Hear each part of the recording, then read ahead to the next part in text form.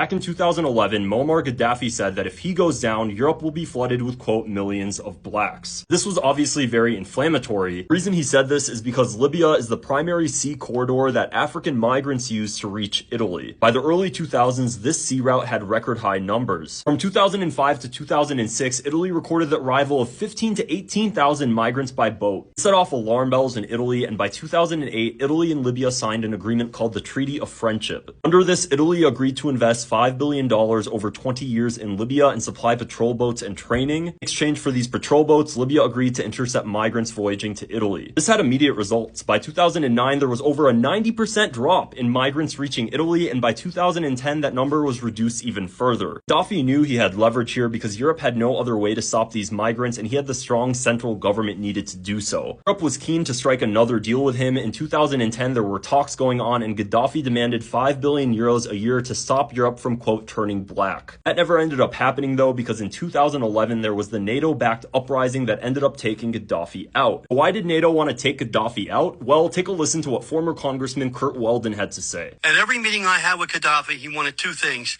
He wanted to unite the African continent into a group of nations economically, like the European economy. He wanted to base it on the gold standard. And the US and Europe didn't want that. The other thing is they wanted control of his oil, and they wanted control of his sovereign wealth. So Gaddafi had to go. Ultimately, NATO got exactly what it wanted. Take a listen to what war hawk Hillary Clinton had to say. Unconfirmed. Yes, we came, we saw, he died. Did it have anything to do with your visit? No, I'm sure it did.